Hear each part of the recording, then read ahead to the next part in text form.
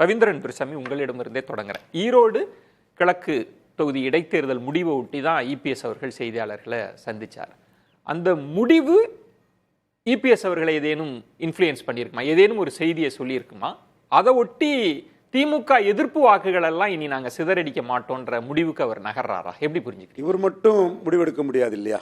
இவர் கூட்டணியில் இருந்த ஓகே, அவர் முன்னாள் முதல்வர், அதிமுக கட்சியின் பொதுச் செயலாளர், அவர் தலைமையில் ஸ்டாலின் எதிர்ப்பு அணி அல்லது திமுக எதிர்ப்பு அணி ஒன்று உருவாகணும்னு நினைக்கிறாரு.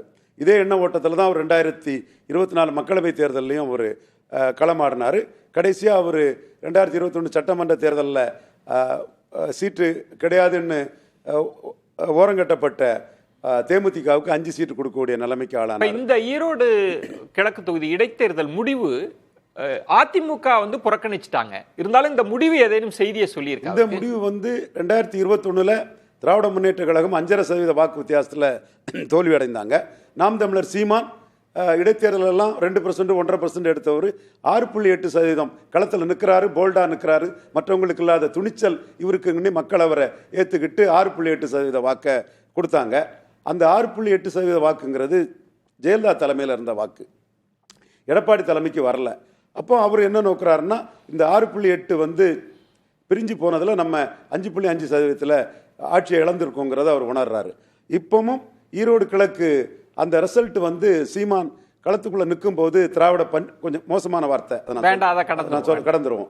அவரு இது கொடநாடு கொலை வழக்கு என்னாச்சு, தூத்துக்குடி துப்பாக்கிச்சூடு என்னாச்சு, அண்ணா பல்கலைக்கழகம் இதை சொல்லும்போது பொள்ளாச்சி இது என்னாச்சு, அமைச்சர்கள் ஏன் அரெஸ்ட் இல்லை, அதுன்னா லஞ்சம்னா அங்கேயே லஞ்சம் இங்கேயே லஞ்சம்னு திமுக வேண்டாம் அண்ணா திமுக வேண்டான்னு பெருந்தலைவர் காமராஜ் சொன்ன அந்த ஒரே குட்டையில் ஊறிய மட்டைகளுங்கிற பாணியில் திமுகவை எதிர்த்து களத்தில் நிற்கும் போது அதிமுக களத்தில் இல்லாத போதும் அதிமுகவுக்கு எதிராக கடுமையான ஒரு விமர்சனங்களை வச்சார். அப்போ அவர் இன்னைக்கு ஒரு 15% வாக்கு எடுத்தாருன்னா இது திமுகவும் வேண்டாம் அதிமுகவும் வேண்டான்னு எடுத்த வாக்காக தான் அது கருதப்பட வேண்டும்.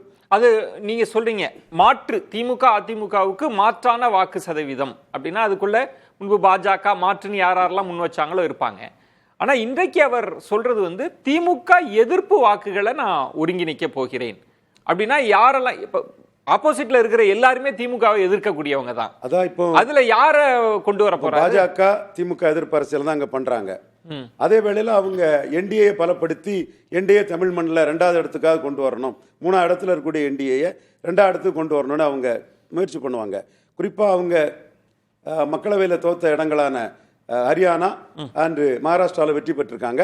மக்களவையில் வெற்றி பெற்று முந்தைய 2 சட்டமன்ற தேர்தலில் தோத்த டெல்லியிலையும் அவங்க இன்னைக்கு வெற்றி பெற்றிருக்காங்கன்னா தமிழ்நாட்டிலையும் நாங்கள் மக்களவையோட இங்கே பெர்ஃபார்ம் பண்ணுவோங்கிற நம்பிக்கையில தான் அவங்க களத்தில் இருக்கிறாங்க. ஆனால் இவர் சொல்வது அது சிதறிடக்கூடாதுன்றார். அதுதான் அவர் சொல்ற முக்கியமான பாயிண்ட். அப்போ அவர் திமுகவை எதிர்த்த விஜயை மனசுல வைக்கிறாரா, அல்லது என்டிஏவை மனசுல வைக்கிறாரா, அல்லது நாம் தமிழரை மனசுல வைக்கிறாரா?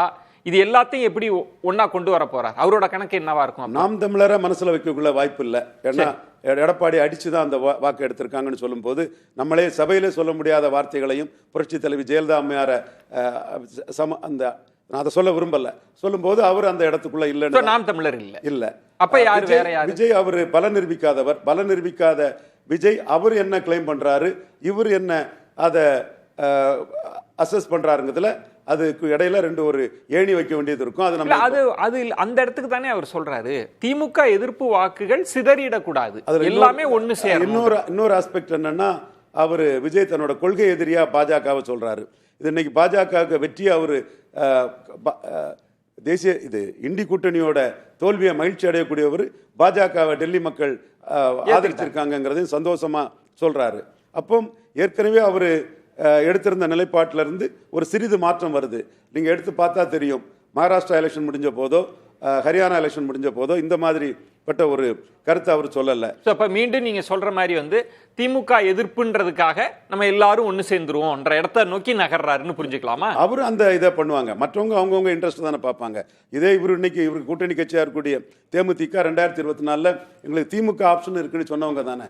இன்னைக்கு அவங்க குறைஞ்சபட்சம் திமுக கூட்டணிக்கு எதிரில் இருக்கிறவங்களெல்லாம் ஒன்று சேர்க்கலான்ற ஒரு ஐடியா இருக்குமா, இல்ல விஜய்ன்ற ஒரு மனதில் வச்சு அப்படி பேசுறாரா? விஜய்ங்கிற மனசுல வைக்கும் போது இவர் பாஜக ஆதரவான அந்த வார்த்தை என்னை டெல்லியில் சொல்லும்போது அது கொஞ்சம் முரணா இருக்குது. விஜய் என்னோட பாயிண்ட் ஆஃப் வியூல பலன் நிரூபிக்காத இப்போ ஒரு ஊசலாட்டத்தில் இருக்காருன்றீங்களா? கண்டிப்பா அவருக்கு மெகா கூட்டணி அமைப்புன்னு 2024 சொன்னாரு.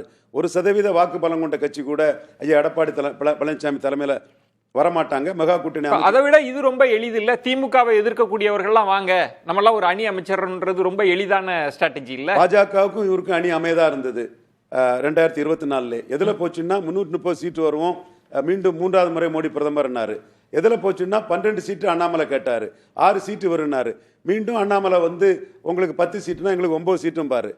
ஸோ இந்த மாதிரி பல சிக்கல்கள் இருக்குது. சீட்டுல காம்ப்ரமைஸ் ஆனா கூட்டணி உறுதியாயிருன்றது கண்டிப்பா லாபம் தான் நோக்கம். சீட்ல காம்ப்ரமைஸ் ஆனா அதுக்கான இண்டிகேஷன் இருக்கா? நேத்து இபிஎஸ் அவங்க பேசுனதுல இபிஎஸ் என்னோட பார்வையில இதுவரை இல்லாத அளவுக்கு பிஜேபிக்கு ஒரு ஆஃபரை கொடுத்திருக்கிறார். அப்படிதான் இன்விடேஷன் டு an ஆஃபர், முழுமையான ஆஃபர்னு சொல்ல முடியாது, இன்விடேஷன் டு ஆஃபர்னு ஒரு ஸ்டெப் அதோட பின்னாடி நின்று கொடுத்திருக்கிறாரு. வட தமிழக அதிமுக தலைவர்கள் என்ன சொல்றாங்கன்னு பார்க்கணும். செய்தி தொடர்பாளர் ஜெயக்குமார் நாளைக்கு என்ன விளக்கம் கொடுக்கிறாருன்னு பார்க்கணும். பொறுத்திருந்து பார்க்கணும்.